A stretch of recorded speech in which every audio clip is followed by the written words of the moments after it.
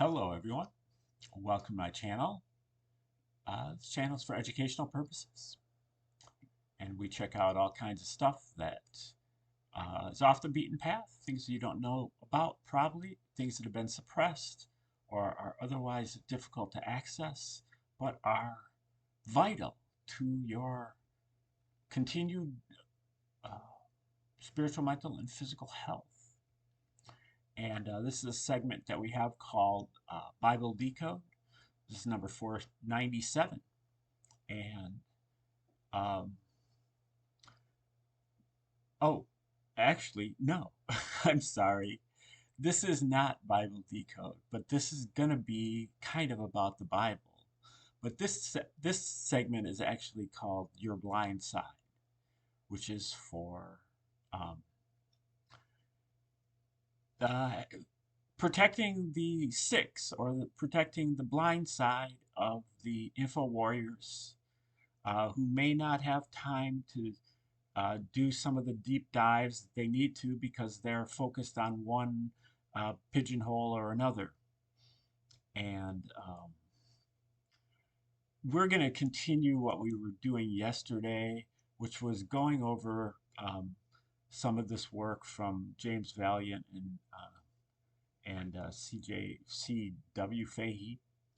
And it's called Creating Christ. And this section is talking about Josephus, the Jewish Roman historian that wrote a 7-volume work called War of the Jews, which um, was issued by the Roman imperial court, which is where Josephus lived, and he was one of the court historians after he defected from the Jews to the Romans during the war between the Jews and the Romans from 66 to 73 AD. And Josephus writes a lot of real interesting stuff. 7-volume War of the Jews, 20 volumes of Jewish Antiquities, which is basically a recap of the Old Testament with other material added. The missing years are also added. And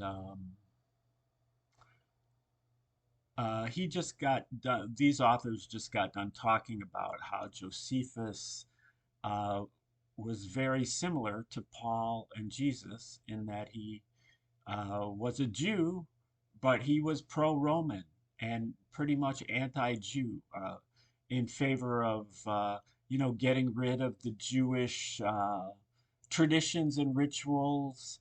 And he actually believed that Vespasian, who was the Roman general who captured him but became the emperor eventually, that he was the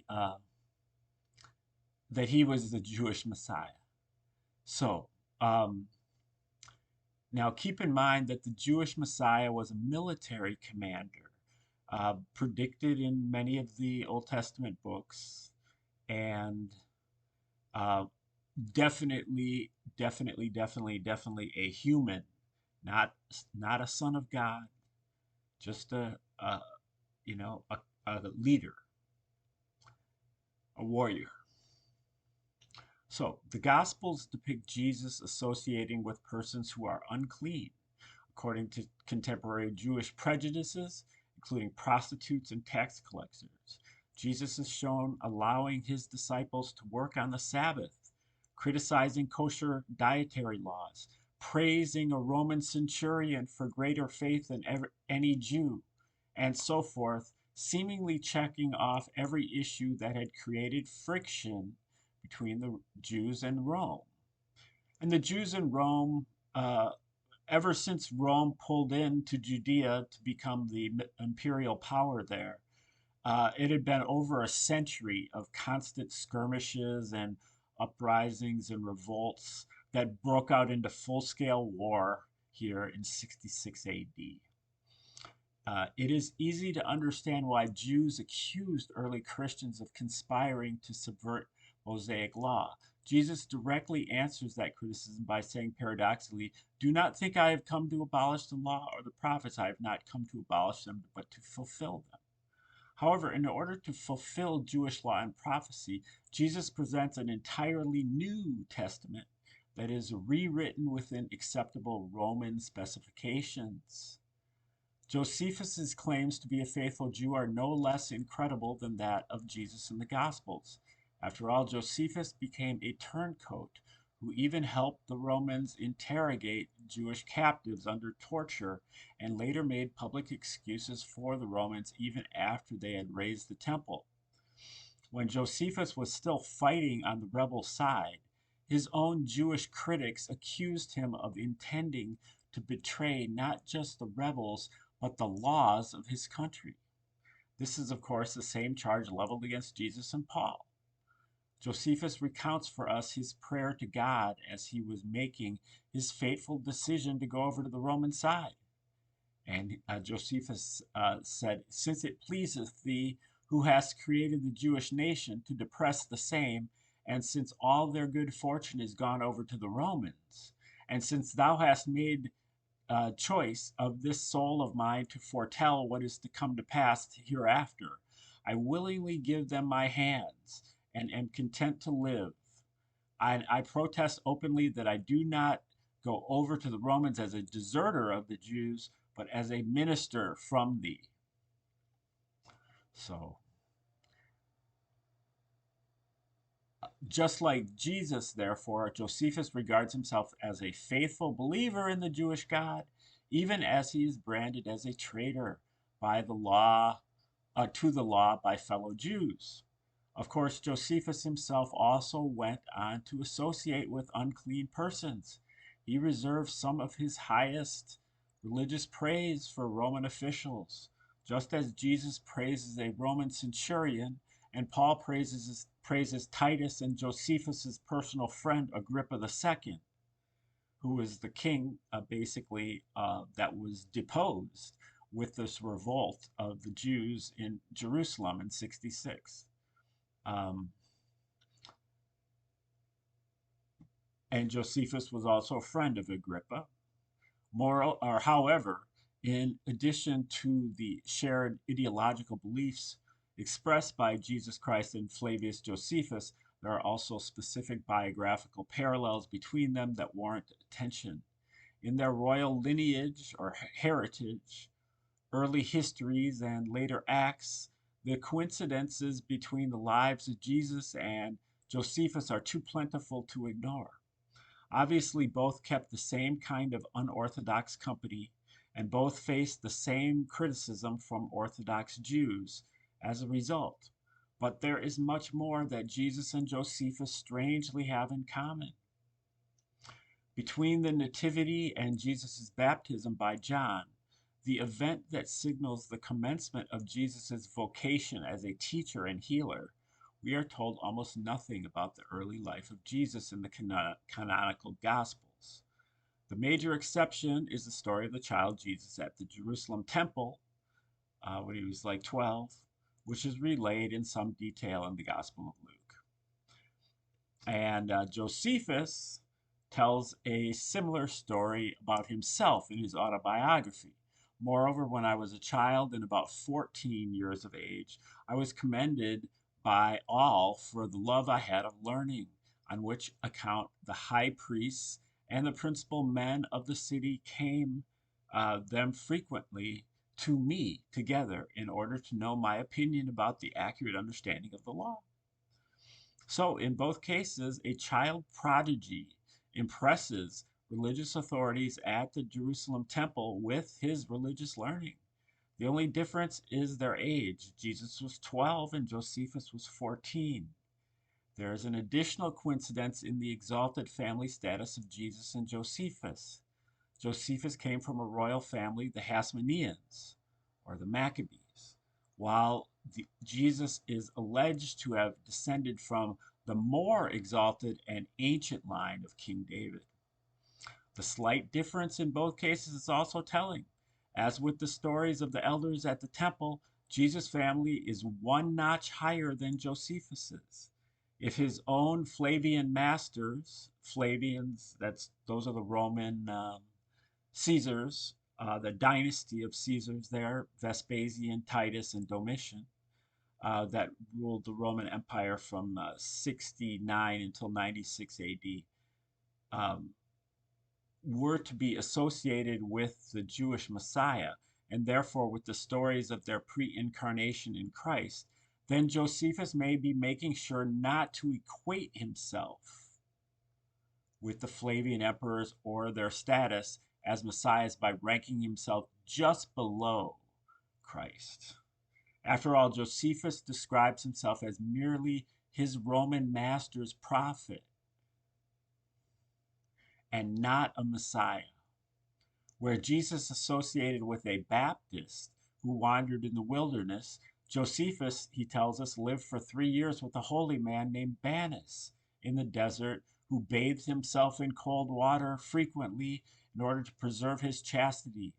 The Baptist famously wore clothing made of camel's hair, while Josephus's Bannus wore only what grew on trees. The Baptist ate locusts and wild honey.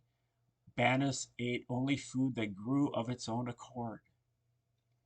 Details about the dress, vegetarian diets, and bathing rituals of these two wilderness holy men, known by Josephus and Jesus, respectively, or Jesus and Josephus, respectively, are probably provided for by the same end, namely to associate both Jesus and Josephus with the famous Essene movement of Jewish purists, precisely in order to add authoritative messianic credibility to their unorthodox message. Both of these desert figures, John the Baptist and Bannus, also share their dietary tradition with the leader of the Christian community in Paul's time, James the Just, who scholar Robert Eisenman has identified as the leader of the Qumran community called the Righteous One in the Dead Sea Scrolls. This is the same James, the brother of Jesus, who would come into such bitter conflict with Paul over what Christianity or Messianic Judaism actually meant, decades after Christ had supposedly settled the question. And since the sectarians of the Dead Sea Scrolls also describe themselves as dwelling in the wilderness, all of these holy men, the sectarians of the Dead Sea Scrolls, that means this of the sect, or the basically it's a monastery there at Qumran, where right next to the caves where they discovered the Dead Sea Scrolls in 1940s and 50s. The sectarians of the Dead Sea Scrolls, James the Just, John the Baptist, and Bannus, have significant similarities. All of them echo the messianic prophecy of Isaiah about a voice calling for Jews to clear a path in the desert for the Lord. In the Gospels, this reference to Isaiah is explicitly linked to the Baptist, as he famously identifies himself as a voice of one calling in the wilderness. Make straight the way of the Lord. In Isaiah's prophecy, however, that voice crying in the wilderness was originally a call to reject pollution, to restore cultural purity, and reaffirm the covenant with God in order to become worthy of the coming of the Messiah. Josephus's mentor, Bannus, seems to associate Josephus with the sect known as the Essenes at an early stage of the historian's life. However, Josephus tells us that he ended up being a Pharisee. This evolution, interestingly, reflects the same ideological mix allegedly adopted by Paul. St. Paul claims to be a Pharisee, even though his celibate lifestyle is more akin to the behavior of the Essenes, as described by Josephus in his book on the Jewish War. Since both oppose forced circumcision, however, they must be paradoxically classified as critics of Mosaic law, just as Jesus himself was with respect to issues like kosher food diet, strict Sabbath observance, and Jewish purity regulations. Okay, I think we're going to stop right there. What he's getting at, what I'm getting at, is that Josephus, Paul, Jesus, and maybe even the Essenes, and maybe even the Dead Sea Scrolls sectarians are all Roman propaganda. They're they're all tailor-made for the Roman cause, which is to uh, destroy the Jewish nation insidiously, you know, uh, because they just got done fighting this war and they didn't want another uprising. And they knew the Jews were constantly resilient and fighting back. And so they were trying to, um, you know, they were trying to neutralize or dilute the militancy of the Jews by, proposing Jewish characters, whether it's the Messiah or whether it's Paul or Josephus, who sold out to the Romans and turned their back on the Jews. And there were a lot of, lay people like that as well. Um, they're called Hellenized Jews um, that supported Rome. But as far as the religious Jews, like these priests and so on, um, it's I'm just saying that their books, all of these people wrote books. Paul wrote all these epistles. Jesus didn't write books, but had books written about him. And Josephus wrote books. This is propaganda. Um, and it's transparent. And if you wake up to it, you certainly should do the research. Start by comparing Josephus's uh, depiction of Titus, the Roman general who eventually becomes emperor. Titus sieges Jerusalem, puts a siege on the city of Jerusalem in 70 AD, and compare his military campaign with Jesus's ministry. And you will see that Josephus, whoever Josephus was, is the true author of the New Testament. Alrighty, we might continue with this for one more day, but otherwise, like, share, subscribe, comment, contribute, and remember to watch your blind side. Thanks for tuning in today. Have a great day.